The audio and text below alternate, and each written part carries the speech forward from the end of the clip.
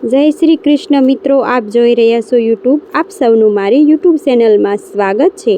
મિત્રો, આજે આ વિડીયોમાં આપણે સાંભળવાના છીએ ચૈત્ર માસની અમાવસ્યાની મહાત્મ્ય કથા, ઉપાય તથા આજના દિવસે શું કરવું શું ન કરવું તે સર્વે કાંઈ જાણીશું. ચૈત્ર માસની અમાવસ્યા વર્ષની મોટામાં મોટી અમાવસ્યા કહેવાય છે.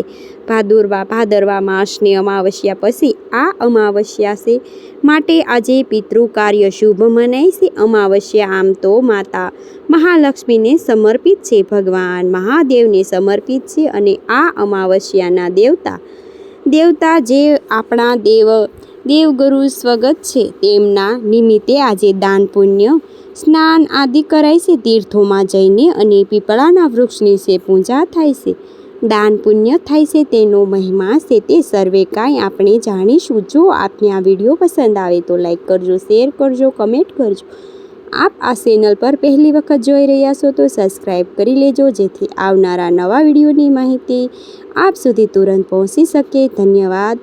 ઓમ પિતૃગણાય વિન્હે જગત ધારણીએ ધીમહિ ધેયો પિતૃ પ્રચોદયા. ઓમ જૂમ સહ ઓમ ત્રંબકમ યજામહિ સુગંધિમ પુષ્ટિવર્ધનમ ઉર્વારુકમેવ વંદના મૃત્યુ મોક્ષીયમામૃતમ. બોલો શક્તિપતિ મહાદેવની જય, ભૂતનાથની જય. મિત્રો, અમાવસ્યા એટલે કે પૂર્ણ અંધકાર તિથિ. આ દિવસે ચંદ્રમાના દર્શન દેતા નથી.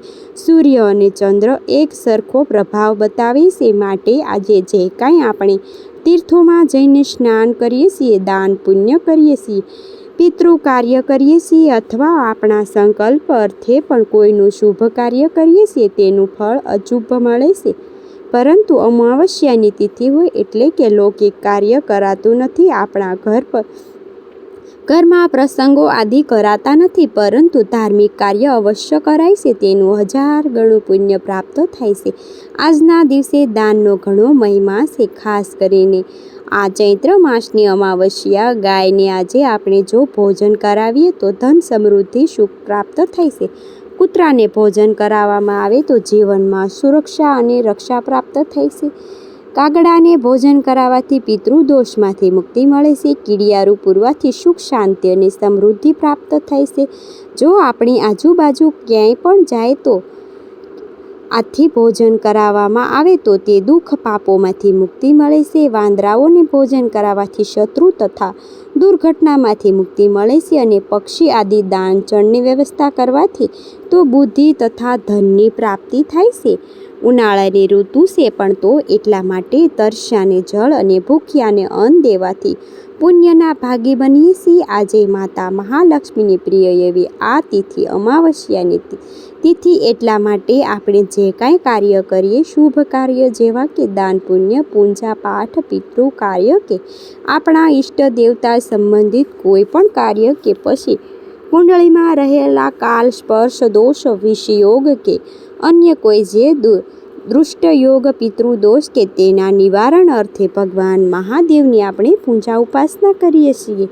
ભગવાન મહાદેવના શિવલિંગમાં તેના ઘણા ભક્તો વિવિધ દાનની પૂજા પાઠ કરાવે પંડિતો દ્વારા અને ઘણા ભક્તો પવિત્ર નદીઓ, તળાવ કિનારે બેસીને પરમપિતા પરમાત્માનું સ્મરણ કરીને પોતાના દોષ, કષ્ટો, પાપોમાંથી મુક્તિ માટે પ્રાર્થના કરી છે. ત્યારે આપણે માતા મહાલક્ષ્મીને વિષ્ણુ પ્રિયની આરાધના પણ કરીએ છીએ, કારણ કે અમાવસ્યાની તિથિ તે આ માતાને ઘણી પ્રિય છે. આ બધા જ પિતૃ કાર્ય સંબંધિત અમાવસ્યાની તિથિના દિવસે આપણે પૂજા પાઠ કરીએ છીએ. ત્યારે માતા મહાલક્ષ્મીને નામનો દીપક પ્રગટાવ કરવાથી પણ માતા મહાલક્ષ્મી કૃપાની ઘરની જીવનમાં સુખ સમૃદ્ધિ પ્રાપ્ત કરાવે છે. અમાવસ્યા એટલે કે મહિનાનો છેલ્લો દિવસ. આપણું ગુજરાતી માસ પ્રમાણે અમાવસ્યાની તિથિ તે ખાસ કરીને ચંદ્રમાના 16 કળામાં જેને અમા કહેવાય છે, જેમાં અનેક નામો અમાવસ્યાનું સૂર્ય ચંદ્રનું સંગમ, પંચદશમી અમાવસ્યાની અને અમાસ કહેવાય છે. અમાવસ્યાના દિવસે ચંદ્રનું દર્શન થતું નથી, પરંતુ ચંદ્રશય ઉદય પણ થતા નથી, માટે આ તિથિ અમાવસ્યા કહેવાય છે.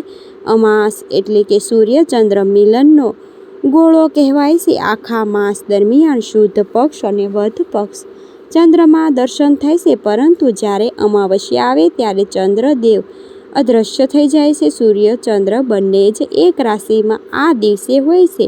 વર્ષ દરમિયાન 12 અમાવસ્યા આવે છે, જેમાં ખાસ કરીને સોમવતી અમાવસ્યા ઉત્તમ છે. ભૌમવતી અમાવસ્યા, મૌની અમાવસ્યા અને શનિ અમાવસ્યા, મહાલય અમાવસ્યા, હરિયાળી અમાવસ્યા, દિવાળીની અમાવસ્યા અને ગૃહસ્થની અમાવસ્યા આ ખાસ અમાવસ્યા છે. આ ઉપરાંત અમાવસ્યાના દિવસે ભૂત પ્રેત, પિશાચ, નિશાચ, જીવન જંતુ અને આસુરી તત્વ હોય તે નકારાત્મક પ્રભાવ હોય તે પણ અત્યંત સક્રિય બને છે. અત્યારે આ તિથિ ખાસ સાધનાની રાખવાની હોય છે. જે ગર્ભવતી મહિલાઓ છે, તે બાળકો છે, તેઓ કામ વગર બહાર ન જાય, ખાસ કરીને સૂર્યાસ્ત પછી, કારણ કે રાત્રિની અંધકારની તિથિ કહેવાય છે કે તે અમાવસ્યાની તિથિ. ધાર્મિક માન્યતા અનુસાર આ અમાવસ્યાના દિવસે પૂર્વજોએ આત્મની શાંતિ માટે પિતૃ તર્પણ શ્રાદ્ધ કરવામાં આવે છે.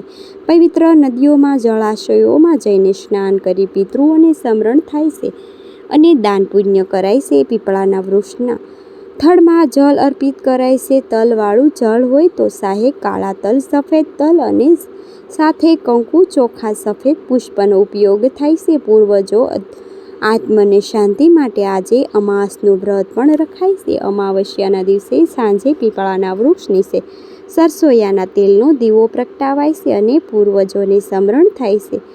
રુદ્ર, અગ્નિ અને બ્રાહ્મણોની પૂજા કર્યા પછી અડદ, દહીં, પૂરા વગેરે પ્રસાદ ચડાવાય છે અને આ વસ્તુને પ્રસાદ લઈ પણ શકાય છે. શિવ મંદિરમાં જઈને કાસા ગાય, દૂધ, દહીં, મધની મહાદેવને શિવલિંગ અભિષેક થાય છે. કાળા તલ પણ અર્પણ કરાય છે. અમાવસ્યાના દિવસે શનિદેવની પૂજા, શ્રી હનુમાનજીની પૂજા, લક્ષ્મીનારાયણ દેવની પૂજા વિધાન છે. આજે શનિદેવ કાળા તલ, કાળી અડદની દાળ, કડવું તેલ, અડદનું તેલ, સરસોયા તેલ કે કાજલ, કાળું વસ્ત્ર અને ખાસ કરીને આંકડાના જે પત્ર છે તેની માળા અર્પણ કરાય છે. ધાર્મિક માન્યતા અનુસાર આ અમાવસ્યાના દિવસે ગંગા, યમુના તથા અન્ય નદીઓમાં સ્નાન કરવું જોઈએ. જો સ્નાન કરવા ન જઈ શકીએ તો ઘરે પણ આપણે જે સાદા જળને સ્નાન કરતા હોઈએ તેમાં પવિત્ર નદીઓનું સ્મરણ કરી લેવું જોઈએ. કાળા તલ નાખીને સ્નાન કરી શકાય છે.